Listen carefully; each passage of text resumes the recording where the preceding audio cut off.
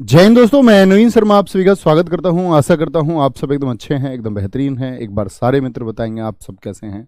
उम्मीद करूंगा एकदम बेहतरीन होंगे, एकदम शानदार होंगे।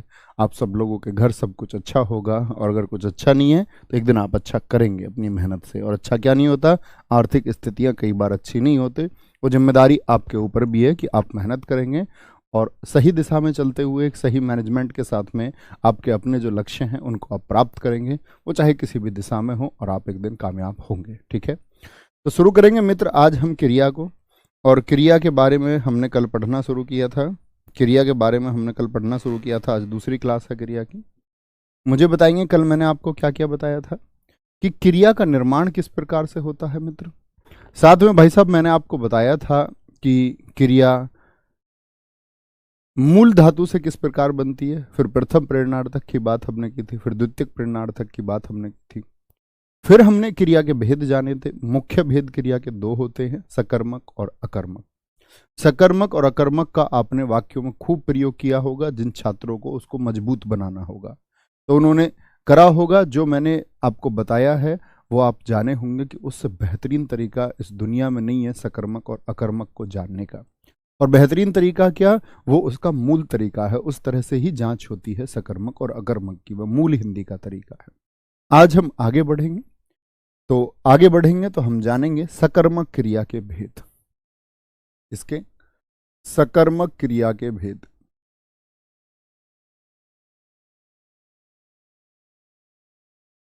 सकर्मक क्रिया के भेद। सकर्मक क्रिया के कितने भेद होते हैं, कितने प्रकार होते हैं, तो आप कहेंगे दो प्रकार होते हैं। इसके सकर्मक क्रिया के ये दो प्रकार कौन कौन से हैं।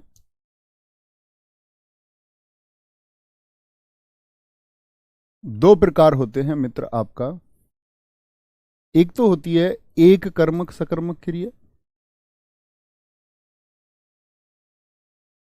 एक कर्मक सकर्मक क्रिया। और दूसरा भेद होता है इसका द्विकर्मक सकर्मक क्रिया।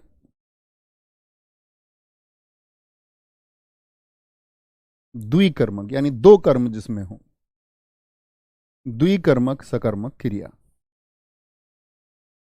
कितने भेद हो, दो भेद हो। द्विकर्मक सकर्मक क्रिया। अब ये होती क्या है, यही समझना होगा। वाक्यों के माध्यम से समझेंगे। जैसे मैं कुछ वाक्य ले लेता हूं मित्र आपके सामने। हरीश सेब खाता है। सेब खाता है। इस वाक्य को देखो मित्र। हरीश सेब खाता है, इसमें हरीश करता है। इस बात को सभी जानते हैं, कल हम जान चुके। कर्ता जो काम को करने वाला होता है। खाना क्या हो गया इसमें, क्या बोलेंगे, ये जी एक क्रिया शब्द है। क्रिया क्या है इसमें, क्रिया है इसमें खाना। ठीक है। हरीश कौन है जी, हरीश भैया जी करता है, हम जानते हैं। मुझे बताइए मित्र कर्म कौन है, तो आप कहेंगे भैया कर्म कौन है, वह सेब है। तो कर्म कितने हैं, एक की दो, कितने कर्म हैं, आप कहेंगे भैया दो कर्म है। या दो कर्म है कि एक कर्म है, आप कहेंगे भैया एक कर्म है। दो कर्म तो कहीं दिखते ही नहीं। तो एक कर्म तो कौन सी हो गई, एक कर्मक हो गई। और खाने की बात है तो सकर्मक ही है। अकर्मक क्या बोलोगे, क्या हो गई, अकर्मक हो गई। अकर्मक सहायक क्रिया, अकर्मक नहीं, मैं बोल रहा अकर्मक यानी कि एक कर्मक सहायक क्रिया। कैसी सहायक, जो सकर्मक है। यानी सकर्मिक में भी कितने कर्म हो सकते हैं, एक और दो हो सकते हैं। कैसे भैया, दूसरा वाक्य बताता हूं मैं आपको, ध्यान से पहचानना। जैसे दूसरा वाक्य हम इसमें लिख लेते हैं आपका, नवीन ने, नवीन ने छात्रों को पढ़ाया। छात्रों को पढ़ाया। मित्र एक बार बताएं कितने कर्म है इसमें, प्रयास करेंगे ढूंढने का। कर्ता ढूंढिए, क्रिया ढूंढिए और आपका फिर आप कर्म को ढूंढिए। जैसे मैं बोल दूं, नवीन ने छात्रों को हिंदी पढ़ाई, हिंदी पढ़ाई। जैसे मैं बोल दूं, नवीन ने, आप अपना नाम भी लिख सकते हैं, कुछ भी लिख सकते हैं। नवीन ने सिद्धि को वचन दिया।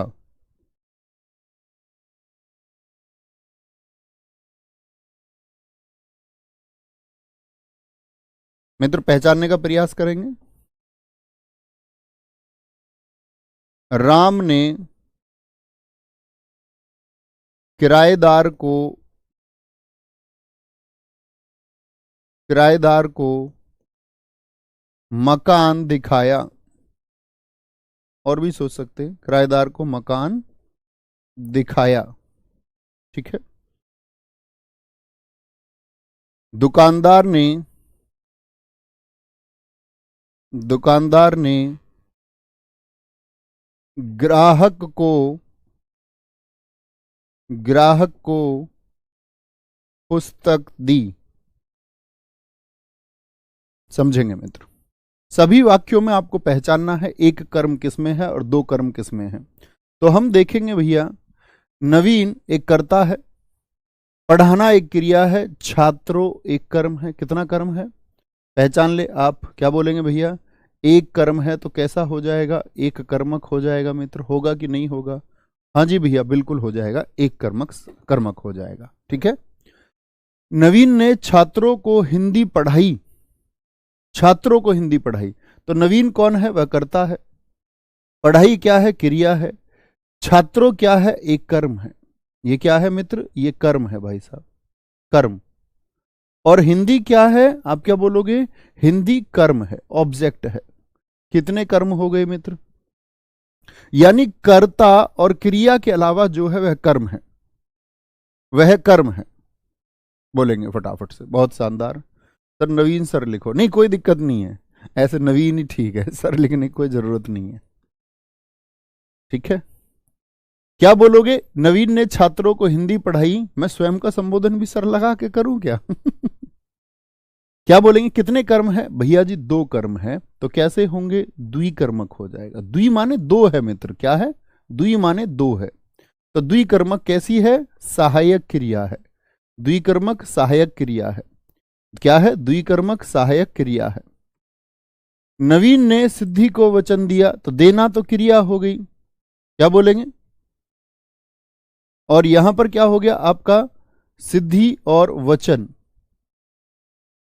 ठीक है। क्या बोलेंगे? आपका कितने कर्म होंगे? तो आप कहेंगे द्विकर्मक सहायक क्रिया हो जाएगी।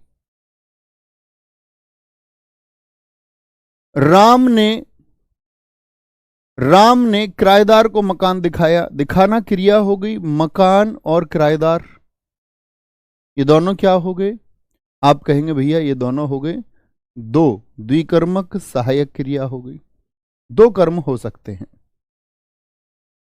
अगर मैं पूछूं आपसे, दुकानदार ने ग्राहक को पुस्तक दी, तो पुस्तक क्या है? देना क्रिया हो गया। पुस्तक और ग्राहक दोनों कर्म हो गए, तो क्या हो गई? द्विकर्मक सहायक क्रिया हो गई। मित्र इतनी बात भाई साहब समझ में आई? किसी भी मेरे भाई को परेशानी कि एक कर्मक वह होगी जिसमें एक कर्म होगा। जैसे राम खाना खाता है, हरी साइकिल चलाता है, वहां सिर्फ एक कर्म होता है, वहां सिर्फ एक कर्मक होता है। कोई दिक्कत, कोई परेशानी? आगे चलें जी भाई साहब, आगे चलते हैं। अब इस वाक्य को ध्यान से देखना है आप लोगों को। अंतिम वाक्य को ध्यान से देखिए और यहां पर मुझे एक बात बताइए, इन दोनों में से सजीव कौन है और निर्जीव कौन है? सजीव जानते हैं? जो मित्र नहीं जानते सजीव, वो जान लीजिए। सजीव बोलते हैं जो श्वास लेते हैं, लिविंग्स हैं। जो क्या है? जो लिविंग्स हैं, सीबीएसई बोर्ड वाले। निर्जीव क्या होते हैं? निर्जीव होते हैं जो नॉन लिविंग्स हैं। क्या है? जो नॉन लिविंग्स हैं। ठीक है। जो श्वास नहीं लेते हैं। ठीक है, यहां देखेंगे कोई दिक्कत। तो दुकानदार ने ग्राहक को पुस्तक दी, ग्राहक कोई आदमी रहा होगा, यानी यह क्या हो गया आपका सजीव कर्म हो गया। दो कर्मों में से ये कैसा कर्म है? सजीव कर्म है। और पुस्तक कैसा कर्म हो गया? भैया जी ये सांस नहीं लेता है पुस्तक, तो पुस्तक तो निर्जीव ही होगी, नहीं होगी? हाँ जी, ये निर्जीव कर्म होता है। क्या होता है? निर्जीव कर्म। जो सजीव कर्म है उसी को हम अप्रत्यक्ष कर्म कहते हैं। क्या बोलते हैं? अप्रत्यक्ष, यानी इनडायरेक्ट ऑब्जेक्ट यही है। अप्रत्यक्ष कर्म हम इसी को कहते हैं। अप्रत्यक्ष कर्म, और आपका याद रख लेना दूसरी बात क्या, गौण कर्म। गौण मतलब छिपा हुआ, इनडायरेक्ट है। गौण कर्म, अप्रत्यक्ष कर्म, गौण कर्म भी कहते हैं, ऐसे लिख लेना, भी कहते हैं। तो दिक्कत इतनी बात में। निर्जीव कर्म जो होता है, क्योंकि मुख्य काम क्या हुआ है, दुकानदार ने ग्राहक को पुस्तक दी, तो क्या देने का कार्य हुआ, क्रिया क्या देने की हुई है भैया? पुस्तक देने की हुई है। तो जो पुस्तक है वह किससे जुड़ी हुई है? पुस्तक आपका मित्र ये प्रत्यक्ष कर्म से जुड़ी हुई है, डायरेक्ट ऑब्जेक्ट से जुड़ी हुई है। प्रत्यक्ष कर्म इसी को कहते हैं, क्योंकि काम मुख्य यही हुआ है। और प्रत्यक्ष कर्म छिपा हुआ नहीं है, इसको मुख्य कर्म भी कहते हैं। क्या बोलते हैं? मुख्य कर्म, मुख्य कर्म भी कहते हैं। यानी भाई साहब हम एक बात पर समझे पहुंचे, हम एक बात पर पहुंचे प्रिय छात्रों, कि बहुत बात क्या है आपकी, कि अगर द्विकर्मक सकर्मक है, यानी अगर वाक्य में सकर्मक क्रिया में दो कर्म है, तो दो कर्मों में से एक क्या होगा आपका? एक क्या होगा? एक सजीव हो सकता है और एक निर्जीव हो सकता है। एक सजीव होगा, एक निर्जीव होगा, अधिकांश यही होता है। अधिकतर पुस्तकों में भी यही लिखा हुआ है कि एक सजीव होगा, एक निर्जीव होगा। लेकिन ऐसा बिल्कुल भी नहीं है, दोनों ही निर्जीव भी हो सकते हैं। जैसे मैं बोलूं नौकर फिनाइल से पोछा लगाता है, तो नौकर लगाता है फिनाइल और पोछा। फिनाइल और पोछा दोनों कर्म है मित्र, और दोनों कर्म ही कैसे हैं? ना तो फिनाइल सजीव है, ना पोछा सजीव है। तो वाक्य हो सकते हैं ऐसे। लेकिन हमारी हिंदी भाषा सामान्यतः क्या कहती है? वह कहती है कि एक सजीव कर्म और एक निर्जीव कर्म। क्या बोलेंगे? एक जो सजीव कर्म है, मुख्य काम ग्राहक का नहीं, मुख्य काम पुस्तक से रिलेटेड है, तो वही प्रत्यक्ष कर्म हुआ और वही मुख्य कर्म भी हुआ। अच्छा, सजीव कर्म के बारे में क्या बात जाननी होती है, कि कौन और किसको लगा करके उत्तर मिलता है। वाक्य में आप कौन किसको लगाकर उत्तर ढूंढ सकते हैं। कौन और या किसको लगाकर, कौन या किसको लगाकर सजीव कर्म ढूंढा जाता है। सजीव कर्म ढूंढा जाता है, यानी सजीव कर्म को आपको पता करना है कौन सा है, तो लगाएंगे कौन या किसको। जैसे दुकानदार ने, क्या बोलेंगे? दुकानदार ने ग्राहक को पुस्तक दी, तो किसको पुस्तक दी है? ग्राहक को। किसको? ग्राहक को। क्या दिया है? पुस्तक दी है। और मित्र क्या लगा करके, क्या बोलेंगे? क्या लगाकर निर्जीव कर्म ढूंढा जाता है। या ऐसे बोल सकते हैं, क्या लगाकर निर्जीव कर्म का पता लगाते हैं। निर्जीव कर्म का पता लगाते हैं या निर्जीव कर्म ज्ञात करते हैं।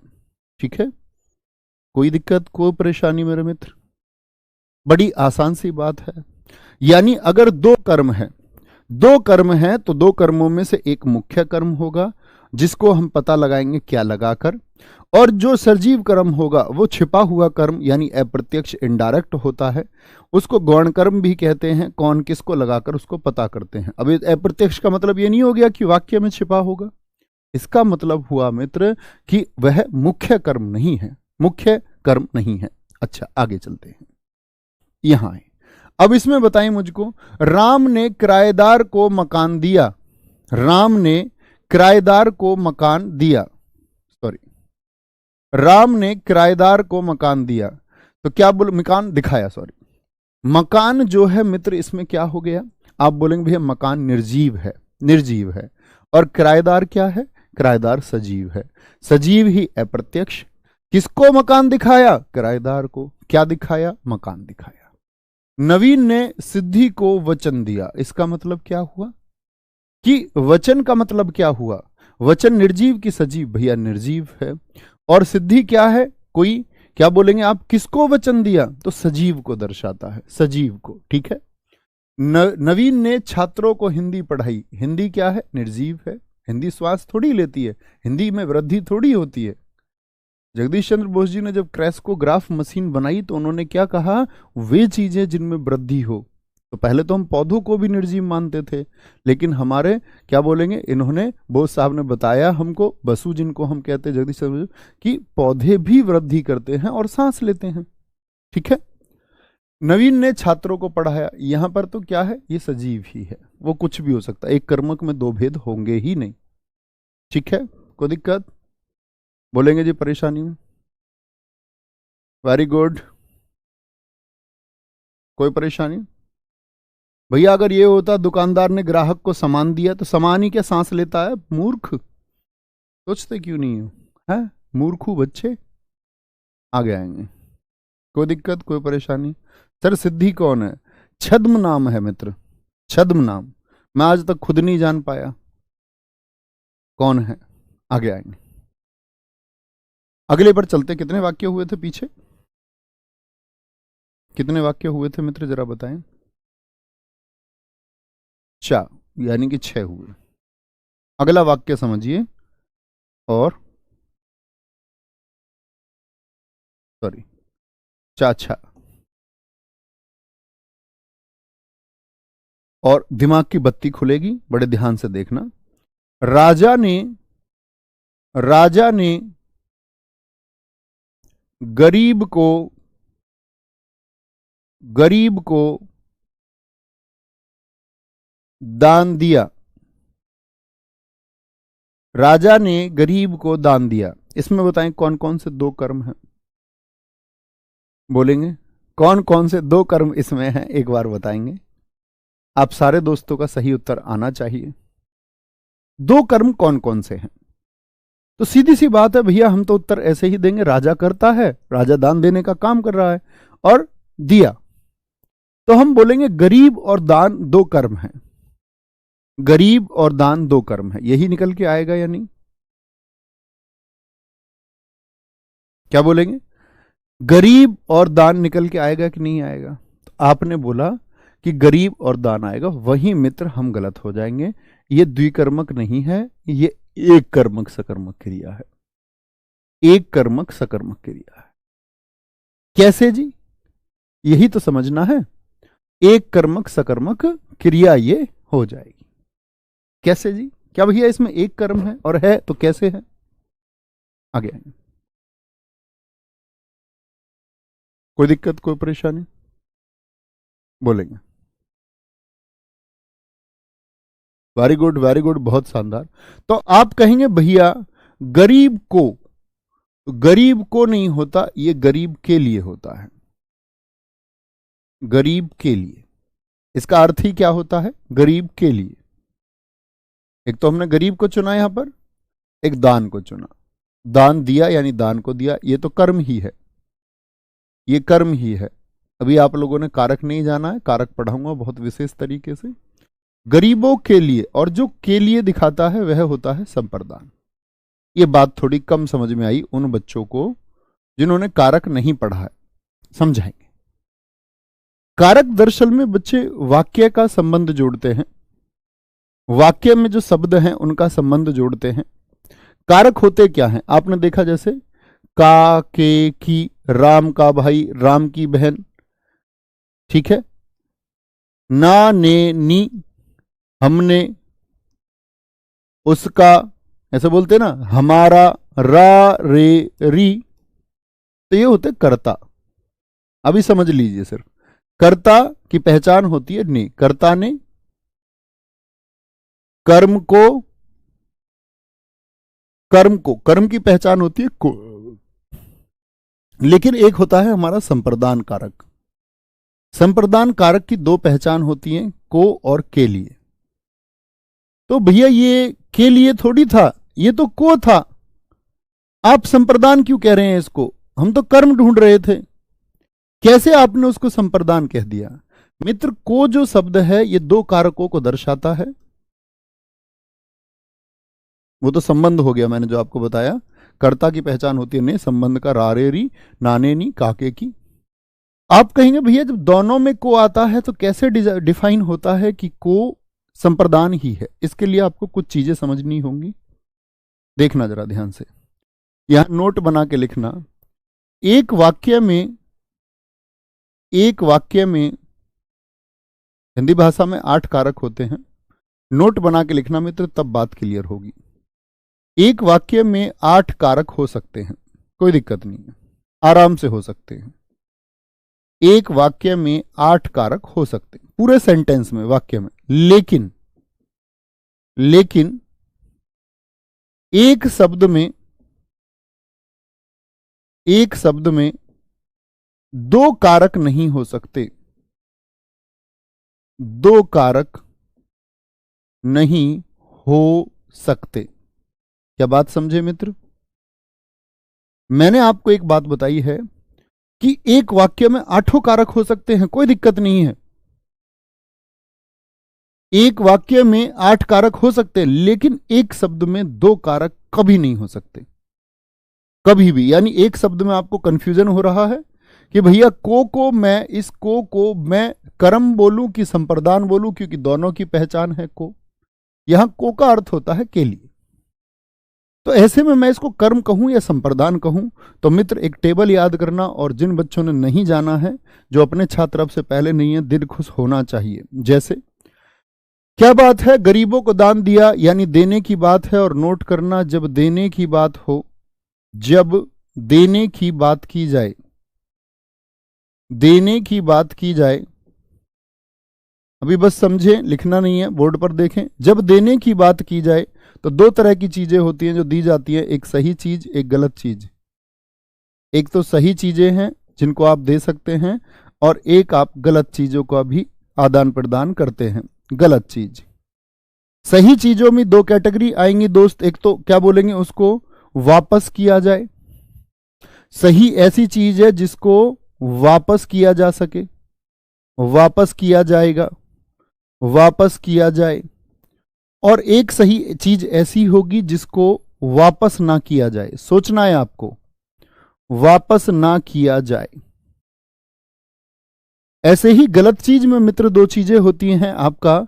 गलत चीजों में ऐसी गलत चीजें जो वापस की जाए, जो आपको दे रहा है उसको वापस किया जाए।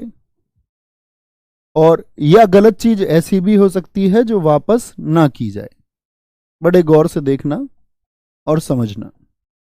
ऐसी कौन कौन सी चीजें हैं, ऐसी कौन कौन सी चीजें हैं? तो मित्र आप कहेंगे भैया जब देने की बात हो और सही चीज भी है और वापस की जा सकती है, इसमें आपका किताब आ जाएगी। किताब एक सही चीज है, वापस की जा सकती है या नहीं? आप किसी को देके इसको वापस ले सकते हैं या नहीं? बिल्कुल बोलेंगे। और भी सोचिए आप। उधार एक सही चीज है, आप किसी की मदद करें, कुछ धन उसको दें और कुछ समय के बाद वो वापस कर दे। लेकिन सही चीज है और वापस नहीं होगी। जैसे किसी ने आपको इनाम दिया है, क्या वापस लेने के लिए? बोले वापस लेने के लिए। कोई पुरस्कार आपको मिला है तो वापस किया जाएगा कि नहीं किया जाएगा? भैया पुरस्कार वापस थोड़ी किए जाते हैं, पुरस्कार वापस थोड़ी किए जाते हैं। दान वापस किया जाता है क्या? आपने किसी को दान दिया तो दान क्या वापस किया जाता है? आप कहेंगे बिल्कुल नहीं किया जाता। आदि आप भी और सोच सकते हैं बहुत सारे। सर कारक कौन कौन से? मित्र ये कारक में ही जानेंगे, कारक 8 होते हैं, ये हम कारक में पढ़ेंगे। अभी उस बात को छोड़ दीजिए, अभी छोटी सी बात जानिए जो अभी जरूरी है, अन्यथा एक सिवाय कंफ्यूजन के आपको कुछ नहीं होगा। कारक अपने आप में एक चैप्टर है, एक अध्याय है, ये समझे। ऐसी बात कर रहा है कि जो देने की बात हो, गलत चीज हो और वापस कर सकते हैं। गलत चीज कौन सी है जो वापस हो सकती है? आप अपने दोस्त से तंबाकू ले लिया, थोड़ा ज्यादा तंबाकू उसने तुमको दे दिया, तो तुमने तंबाकू बोला ये थोड़ा सा वापस ले लो, है? बिल्कुल। क्या बोलोगे? शराब, एक गिलास में से 2 आदमी पी रहे, एक एक एक एक, एक थोड़ा सा ये उड़ा लेता है उसमें से, थोड़ा सा दूसरे को दे देता है। तो कहने की बात है गलत चीज है कि नहीं है? हाँ जी। क्या बोलेंगे? आपका वापस कर दे रहा है। सिगरेट, कोई सिगरेट पी रहा है, 2 कस इसने उड़ा दिए, 2 कस उसको दे दिए, ठीक है, उसको दे दिया वापस से। हुक्का पी रहा कोई, 2 कस इसने उड़ा दिए, 2 उसको दे दिए। तो ये गलत चीजें हैं जो वापस की जा रही, लेके वापस की जा रही है, गलत चीजें। और गलत चीज जो वापस नहीं की जाती, किसी ने आपको सांप दे दिया तो आप वापस कर दोगे क्या? बद्दुआ मिल गई तुमको, वापस कर दोगे क्या कि मैं बद्दुआ को वापस कर रहा हूं? कर्म ऐसे रहे होंगे ना कि सांप और बद्दुआ मिली, वापस नहीं कर सकते, वापस नहीं कर सकते। तो क्या बात आपको नोट करनी है भैया, देने की ये कंडीशंस होती हैं।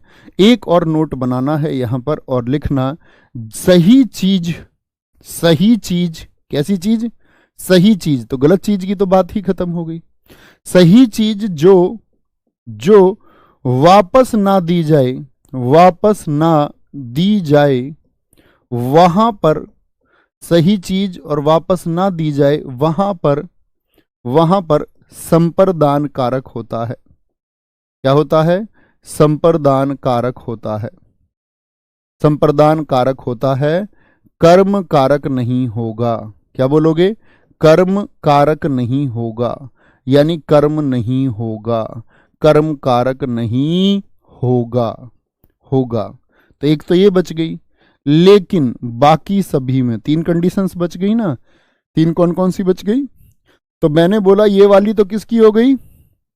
ये यूज होगा किसमें? संप्रदान में। और बाकी 3 मित्र, बाकी 3 कर्म कारक। क्या बोलेंगे? लेकिन बाकी तीनों में, बाकी तीनों में कर्म होगा, बाकी तीनों में कर्म कारक होगा, कर्म कारक होगा। आया मजा? क्या बोलोगे? आया भाई साहब मजा या नहीं आया? आना चाहिए। क्या बोलेंगे जी? बिल्कुल मजा आना चाहिए।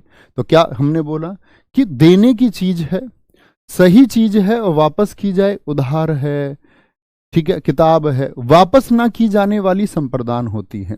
तो राजा ने जब भिखारी को दान दिया, राजा ने जब भिखारी को दान दिया मित्र, तो क्या वापस लिया जाएगा? आप कहेंगे नहीं। जैसे आप कहें हरीश ने, हरीश ने, हरीश ने, ठीक है, मैं बोल दूं धोबी को कपड़े दिए, धोबी को कपड़े दिए, तो मित्र ये हमेशा के लिए दे दिए या वापस लिया जाएगा?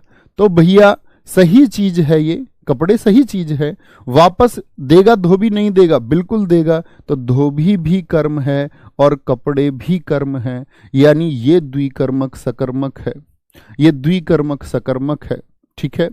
कोई दिक्कत? द्विकर्मक सकर्मक है। कोई बोलेंगे कोई परेशानी? आगे आएंगे। वेरी गुड, वेरी गुड, बहुत शानदार भैया, समझ में आ गया, आ गया, आ गया। बहुत आना भी चाहिए, बहुत साधारण सी चीज, अगर ऐसे भी समझ में ना, तो मित्र अब क्या कर लें इसको, अब आप लिख सकते हैं, ठीक है। क्या बोलेंगे? अब आप इसको नोट कर सकते हैं 1 मिनट में फटाफट से। वैसे तुम्हारा पेन रुकता नहीं है, लगातार चल रहे होंगे, ठीक है। लिखेंगे मित्र आपका, नहीं लिया जाएगा जी। कपड़े नहीं लोगे धोबी से? यार धोबी को धुलने को ही तो दोगे कपड़े, क्यों नहीं लोगे वापस? क्यों नहीं लेंगे वापस? भैया यह भी तो हो सकता है रोहित ने मोहित को कुत्ता दिया, क्यों नहीं हो सकता? कुछ भी हो सकता है। हाँ भाई, तो रोहित ने मोहित को कुत्ता दिया है, वापस लेगा, क्योंकि स्पष्ट नहीं किया कि दान दिया है। अगर दान देने की बात हो कि रोहित ने मोहित को कुत्ता दान दे दिया, जैसे गाय का बछड़ा दान दे दिया जाता है, गाय की बछिया दान दे दी जाती है, गाय दान दे दी जाती है, जब तक स्पष्ट ना हो कि दान दे दिया है, यानी वस्तु हमेशा के लिए दे दी गई है, हमेशा के लिए दे दी गई है, तब संप्रदान होगा। Nikhil Sharma ji, very good. आगे आए। वाक्य की स्पष्टता पर निर्भर करता है, वाक्य में स्पष्ट कीजिए। अब तुम शब्दों को उसमें छिपा लो, ठीक है। अब ऐसे बोल दे मोहन ने सोहन को 50 रुपए दिए, अब स्पष्ट है ही नहीं उसमें कि भेंट के दिए हैं, विदा के दिए हैं, तिलक के दिए हैं, किसी सामान के दिए हैं। तो वाक्य ऐसे संदिग्ध वाक्य नहीं आएगा आपके सामने, वाक्य की स्पष्टता आपके सामने होती है। लेखक कितना जानता है, वह कहेगा कि हरीश ने मोहन को 100 रुपए उधार दिए, तो वह उस बात को स्पष्ट करता है, या दान दिए, ठीक है। कभी ऐसा नहीं होगा, अस्पष्ट वाक्य आपको देगा ही नहीं। ये अस्पष्ट वाक्य आपको दे देगा, ठीक है। लेकिन यही कपड़े हो जाते हरीश ने गरीब को कपड़े दिए, तो वो दान हो जाता, वो वाक्य की स्पष्टता हो जाती, ठीक है। बहुत बढ़िया सर। पेड़ से पत्ते गिरते हैं, क्या दिखा रहे हो ऊपर, लिखो इनको। ये कल की बात पे अटक रहे हैं क्या? अभी ऊपर गया था एक बच्चा, तुमने देखा नहीं भाई, खो दिया तुमने। अच्छा, ये कह रहे पेड़ से पत्ते गिरते हैं तो वो सकर्मक हो गए। बेटा तू सकर्मक लिखिया ना पेपर में, कोई दिक्कत थोड़ी है। हमने आपके हाथ पैर थोड़ी बांध लिए हैं तुमको पढ़ा के, ठीक है।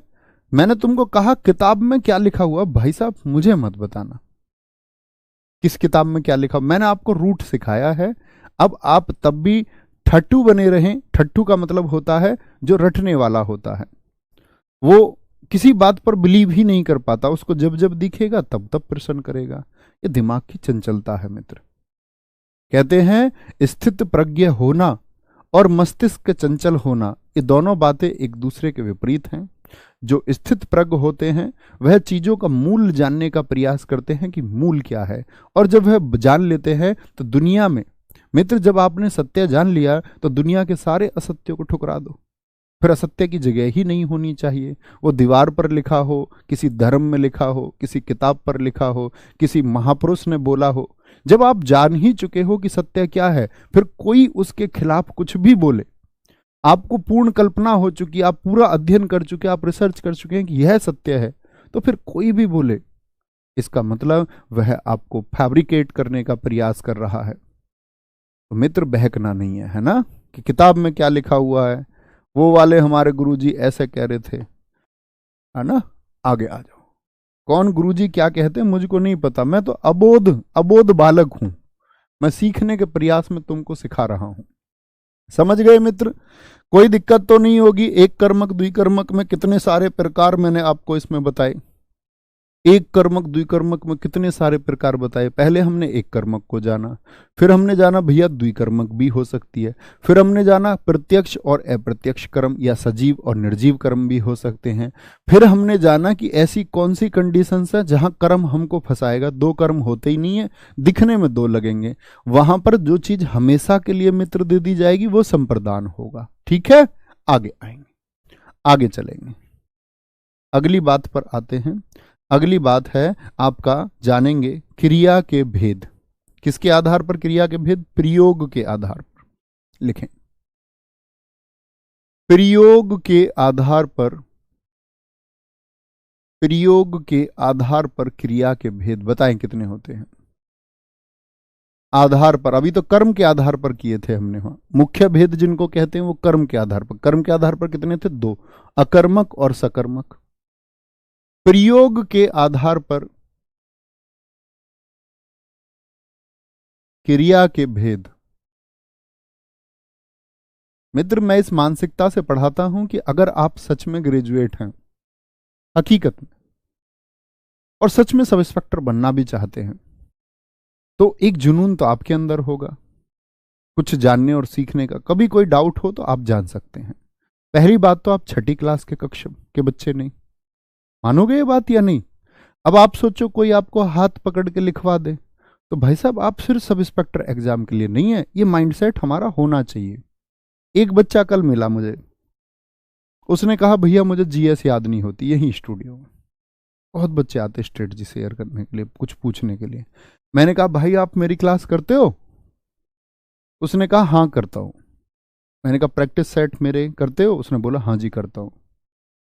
मैंने कहा आप मेरी क्लास एप्लीकेशन पे कोई पढ़ रहे हो अभी रिसेंट में? बोला हाँ पढ़ रहा हूं। मैंने कहा कितने दिन हो गए? बोला 4 महीने पहले पढ़ी थी। मैंने कहा अच्छा। मैंने कहा चलो ये बताओ 4 महीने पहले क्या पढ़ा था, कुछ याद है? बोला नहीं जी आप मुझे तरीका बता दो प्लीज, वही तो नहीं समझ पा रहा हूं। मैंने कहा जैसे हम पढ़ें कि सूर्य के बाद में पहला ग्रह, तो उसने बोला हाँ जी हाँ जी हाँ जी। मैंने कहा बताओ कौन सा है? अब उसने बोला जी नहीं पता जी, बहुत ज्यादा वीक है जीएस। मैंने कहा भाई ना तो आपने मेरी कोई क्लास की है अभी तक, करते तो इतना जानते। तो मित्र अगर हमको कुछ जानना है तो हम जान ही जाएंगे। आपका कोई डाउट है, अगर आप चाहें उसको आज आप इंटरनेट के युग में आप जान ही जाओगे। तो हमेशा बिहेव ऐसे करना कि आप स्नातक पास है। ये दोबारा बता दो, तिबारा बता दो, चौबारा बता दो मित्र, ये काम होता है उन बच्चों का जो अल्पवयस्क बच्चे होते हैं। ठीक है, क्योंकि हम पढ़ते ही इतना धीरे हैं, उसको इतनी बार पढ़ते हैं। अब बताओ, एक बच्चा ये कह रहा है जी मुझको सकर्मक फिर से समझा दो, तो भाई साहब मैं तो ऐसे ढूंढता रहूंगा किसी एक को कि कौन ऐसा रह गया जिसको सकर्मक समझ में नहीं आया। हम रटने की क्रिया को खत्म कर रहे हैं यहाँ पर, हम आपको विद्वान बनाने के रास्ते पर हैं, और तुम बहुत सारे बच्चे ऐसे हो जाते हो कि जी हम तो कुछ जानते ही नहीं। कभी बिहेव नहीं करना ऐसा। क्रिया के जो भेद होंगे प्रयोग के आधार पर वह होते हैं 5 भेद। कौन कौन से 5 भेद होंगे? एक होगी मित्र पूर्वकालिक क्रिया। कौन सी क्रिया? पूर्वकालिक क्रिया। जिन मेरे दोस्तों को ये लगता है दोबारा बताना, वो कक्षा को दोबारा देख लिया करो, उससे बेहतर क्या हो सकता है। लगे कि ये दोबारा समझना, दोबारा देख लो उसको। पूर्वकालिक क्रिया हो गई। क्या हो गई? पूर्वकालिक क्रिया। दूसरी अगर हम बात करते हैं आपका प्रेरणार्थक क्रिया। प्रेरणार्थक क्रिया, प्रेरणार्थक क्रिया। आप में से भी जो दोस्त जीएस की प्रैक्टिस करना चाहते हैं तो 3 बजे मेरा प्रैक्टिस सेट होता है, ठीक है, यूट्यूब पर आप ज्वाइन कर सकते हैं। हजारों बच्चे, लाखों बच्चे करते हैं। नाम धातु क्रिया, नाम धातु क्रिया, ठीक है। पॉलिटी पढ़ते रहिए और बाकी जीएस की प्रैक्टिस सेट उस 3 बजे के सेट से करते रहिए। जब पेपर दे के आओ तो मुझसे मिल लेना, ऐसा प्रश्न मुझे दिखा देना जो ना आए। कृदंत क्रिया और 5वां आपका संयुक्त क्रिया, मतलब मैक्सिमम आएगा। अब ये तो मैं नहीं कह सकता जी 40 में से 40, ये तो फ्रॉड होता है एक। जीएस में 40 में से 40, इसका मतलब मैं आपको धोखे में रख रहा हूं, है ना। आगे पूर्वकालिक क्रिया, प्रेरणार्थक क्रिया, नाम धातु क्रिया, कृदंत क्रिया और संयुक्त क्रिया। और यहां पर याद रख लेना, संयुक्त क्रिया के भी अपने 11 भेद होते हैं जिनको हम पढ़ेंगे। पहले हम अक्सर संयुक्त क्रिया के भेद नहीं पढ़ते थे, कहीं भी नहीं पढ़ते थे, लेकिन अभी मैंने देखा एसएससी जीडी तक के एग्जाम में नित्यता बोधक संयुक्त क्रिया से प्रश्न है। यूपीएसआई 2020 में एक सेट में एक प्रश्न पूछा गया है आपका आरंभ बोधक संयुक्त क्रिया से। तो इस बार तो मित्र हमको ये पढ़ना होगा, ठीक है, इस बार तो हमको ये पढ़ना होगा, अब छोड़ नहीं सकते, क्योंकि अब इसका ट्रेंड बढ़ा तो ये पूछे जाएंगे। तो प्रयोग के आधार पर क्रिया के कितने भेद होते हैं मित्र, एक बार बोलेंगे सारे। पूर्वकालिक भेद होगा, प्रेरणार्थक भेद होगा, नाम धातु भेद होगा, कृदंत और संयुक्त क्रिया होगा, संयुक्त क्रिया होगा, ठीक है। कोई दिक्कत, कोई परेशानी? क्वेश्चन दिखाएं बच्चों के, क्या कह रहे हैं? आगे आएंगे जी।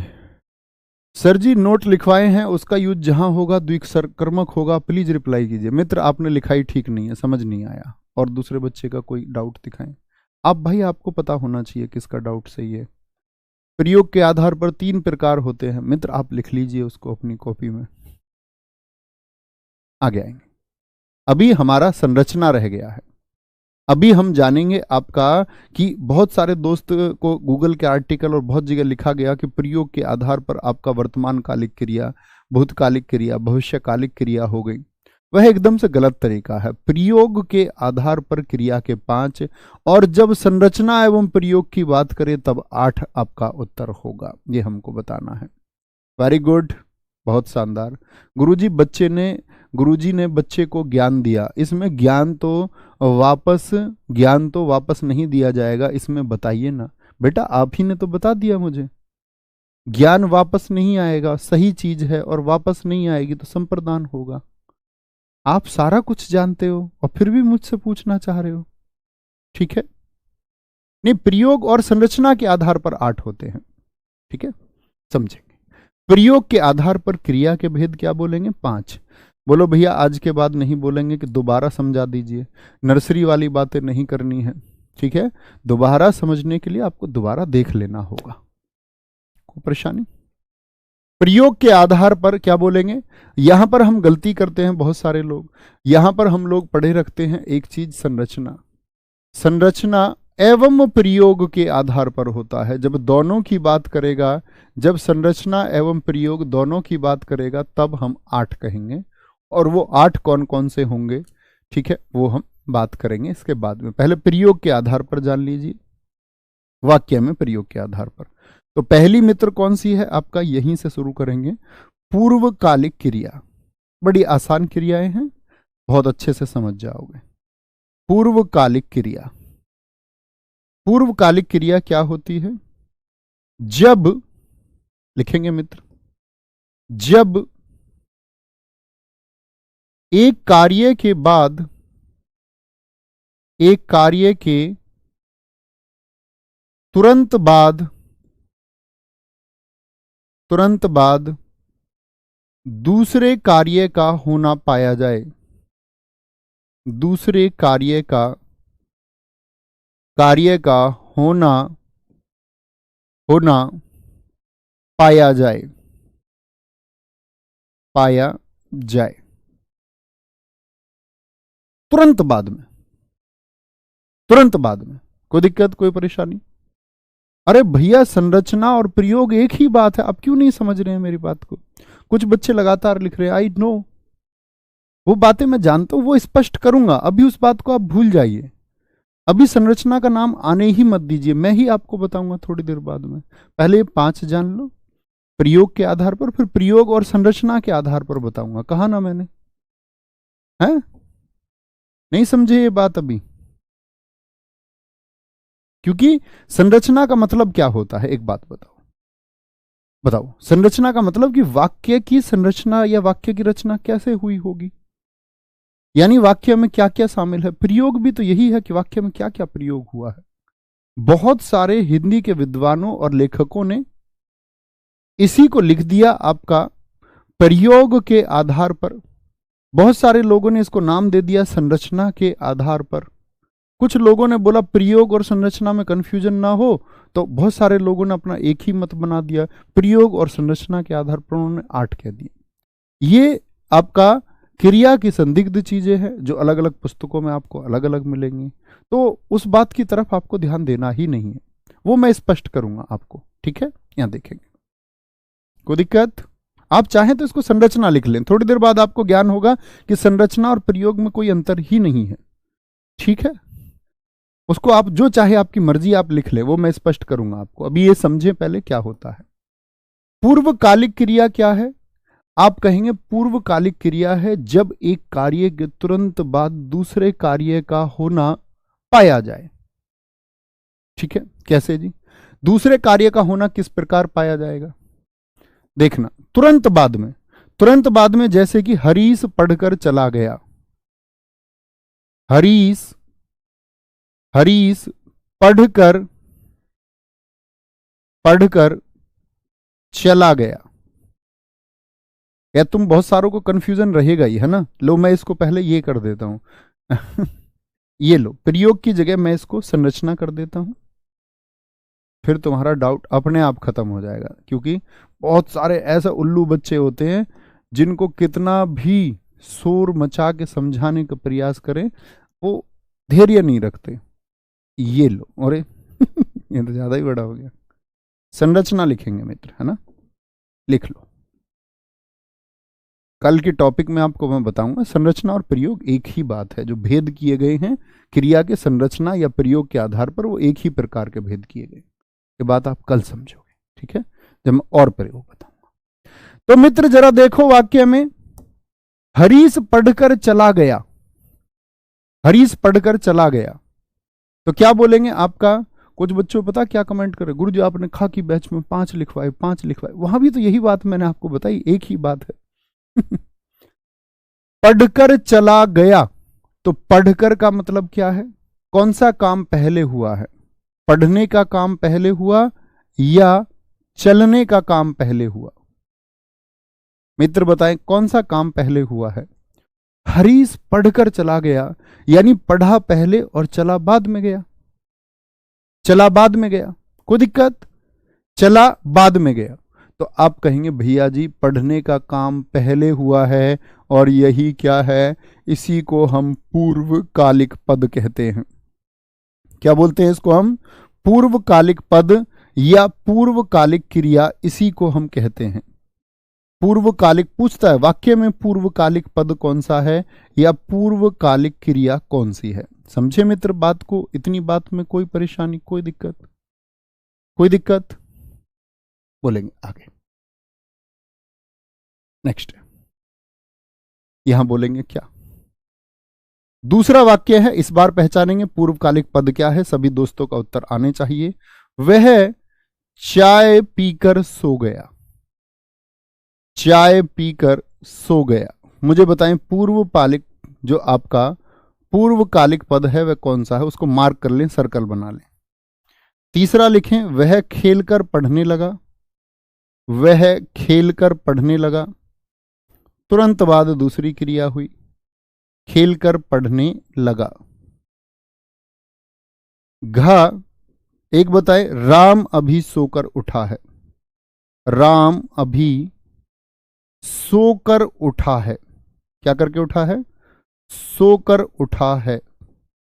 बोलेंगे राम अभी सोकर उठा है।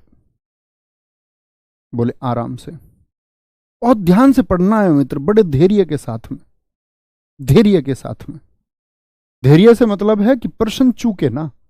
जल्दबाजी में हिंदी बहुत सारे बच्चे पढ़ लेते हैं कि यार ऐसा ऐसा माध्यम ढूंढ लेते हैं जहां हिंदी को हम साधारण से पढ़ ले। बहुत आसान सा प्रश्न आते हैं परीक्षा में 25, 26, 27 और 28, और बाद में सोचते हैं यार मेरिट से 4 अंकों से रह गया, काश हिंदी के 2 प्रश्न कर लेता। ये ऐसा विषय है, ये मित्र ऐसा विषय है जो आपको सर्वाधिक शुद्धता के साथ में आप मैथ में कर सकते हैं 40, नो डाउट। आप रीजनिंग में कर सकते हैं 40, नो डाउट। लेकिन दोस्त बहुत अधिक समय में, कम समय में 40, परीक्षा में सबसे कम समय में 40 की गारंटी एकमात्र ये विषय देता है। और 40 जब हम करने का प्रयास करते हैं तो उसमें 38, 39 अगर बहुत ध्यान से हमने पढ़ा है तो हम कर ही देते हैं। बहुत बार बहुत सारे छात्रों ने इसमें 40 भी किया है। ठीक है, इसीलिए इसको बहुत ध्यान से पढ़ने की आवश्यकता है। वह चाय पीकर सो गया। तो भैया पहले कौन सा काम हुआ? बहुत सारे दोस्तों ने लिखा पीना, पीने का काम पहले हुआ है, ठीक है, और सोने का काम बाद में हुआ है, तो ये पूर्वकालिक पद हो गया। खेलकर पढ़ने लगा, तो खेलने का काम मित्र पहले हुआ है। खेलने का काम पहले हुआ है। ठीक है विपुल कुमार पांडे जी मेरे भाई, एक ही बात है, आप भी अपने ही बच्चे हैं सब। राम अभी सोकर उठा है, तो उठने का काम बाद में मित्र, और सोने का क्रिया पहले हुई है। सोया तो पहले है ना, सोया तो पहले होगा, उठा तो बाद में होगा। अमृता जी ने बहुत अच्छा लिखा है, ललिता ने पूजा करके भोजन किया, तो पहले पूजा की है बाद में भोजन किया है। बहुत शानदार, ऐसे ही सोचने का प्रयास किया करो। एक मित्र हमारा कह रहा है भैया चाय जो है वो पूर्वकालिक क्रिया है। बेटा अभी आप क्रिया ही नहीं समझे कि क्रिया क्या होती है, आपको अभी भी चाय क्रिया दिखती है, तो मित्र फिर तो आपको इंद्र देवता के पास जाके पढ़ना होगा भाई। फिर तो वो ही हिंदी पढ़ा पाएंगे जब आप अभी भी चाय को क्रिया समझ रहे हो तो। हाँ कोई नहीं, सीख जाओगे। अभी आप छोटे बच्चे हो ना, अभी आपका एडमिशन हुआ है ना, अभी आप छुटकू बच्चे हो, सीख जाओगे प्रयास करोगे तो। लॉलीपॉप लेके आएंगे तुम्हारे लिए कल, ठीक है, फिर तुम रोगे भी नहीं और याद भी कर लोगे। आगे आएंगे, पता नहीं कहां खोए रहते हो। चाय प्रेरणार्थक क्रिया, प्रेरणार्थक क्रिया क्या बोलेंगे जी? प्रेरणार्थक क्रिया। प्रेरणार्थक क्रिया मैं आपको समझा भी चुका मित्र। हंसने की बात नहीं है, आई एम सीरियस, तभी इसको मजाक समझो। प्रेरणार्थक क्रिया क्या होगी? जब कार्य अन्य व्यक्ति से कराया जाए, जब कार्य अन्य व्यक्ति से कराया जाए, कार्य अन्य व्यक्ति से कराया जाए। अन्य व्यक्ति से मतलब स्वयं नहीं करेगा, अन्य व्यक्ति से कराया जाएगा। अन्य व्यक्ति से कैसे? जैसे देखिए, अन्य व्यक्ति से इस तरह से कराया जाता है, सिद्धि ने नवीन से सब्जी बनवाई। सिद्धि ने नवीन से सब्जी बनवाई। ये मैं नवीन बिल्कुल नहीं हूं, कभी मुझे सोच लो। नवीन से सब्जी बनवाई, आप अपना नाम लिख सकते हैं, बनवाई, ठीक है। खा, क्या बोलेंगे, नौकर ने, मालिक हमेशा पत्र लिखवाता ना, आज नौकर से लिखवाते हैं, नौकर ने मालिक से पत्र लिखवाया, मालिक से पोछा लगवाया, पत्र छोड़ो पोछा लगवाओ मालिक से। क्या खा गा। तीसरा है आपका, मालिक ने, मालिक से भी नहीं, माली से लिखवाओ अब की बार, माली ने, माली ने मालिक से पौधों को पानी दिलवाया, पौधों को पानी दिलवाया। आप ध्यान दे पा रहे होंगे मित्र, बनवाना, लगवाना, दिलवाना, वाना वाना वैसे भी किसकी पहचान है जरा बताएं। आप कहेंगे प्रेरणार्थक ही तो पहचान है। अध्यापक ने, अध्यापक ने, ये भी अध्यापक से करा देगा सफाई, नहीं वो थोड़ा शोभा नहीं देता है ना, क्योंकि हम सबके भी गुरुजी रहे हैं। अध्यापक ने छात्रों को, छात्रों को नहीं, छात्रों से, छात्रों से सफाई करवाई।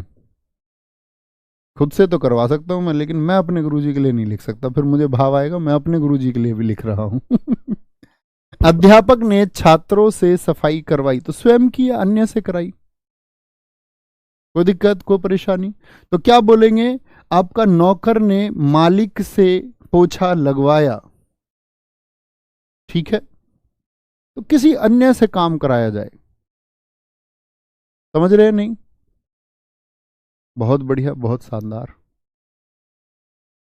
नहीं ये वाक्य तो नहीं हुआ, नवीन सर समझाकर पढ़ाते हैं, किसी दूसरे से काम कराया जाए, बहुत बढ़िया। राधा ने कान्हा से बांसुरी बजवाई, बहुत अच्छा लिखा है मित्र आपने, वेरी गुड। श्याम ने पत्नी से कपड़े धुलवाए, एकदम ठीक है। मम्मी ने सीमा से खाना बनवाया, बहुत शानदार। धोबी ने मालिक से कपड़े धुलवाए, ये बहुत शानदार, वेरी गुड, बहुत शानदार, बहुत गजब, ठीक है, कोई परेशानी। आगे आते हैं, 3। एक कह रहा भैया आप अंकित सर से नाराज है क्या, नहीं मैं, हम दोनों भाई हैं। हमारी क्या नाराजगी, हम दोनों भाई भाई हैं। ठीक है। प्रेरणार्थक क्रिया, तीसरे पर आए आपका नाम धातु क्रिया, नाम धातु क्रिया,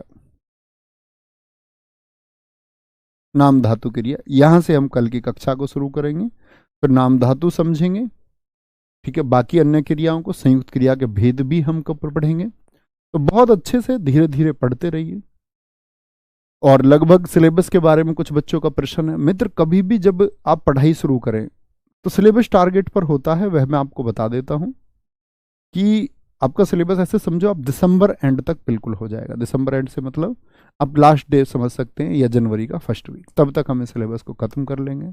लेकिन जो पढ़ाऊं आपको उसका दोस्त एक स्वाध्ययन करना होगा, सोचना होगा। जब ऐसे नहीं है कि मैंने पढ़ा दिया प्रेरणार्थक, आपने 4 वाक्य, मैंने आपको गाइड किया, आप इसके आगे अपनी कॉपी में 4 वाक्य अन्य बनाने का प्रयास कीजिए, उसके बारे में मनन कीजिए और देखिए क्या मजा आता है ना, क्या बोलेंगे।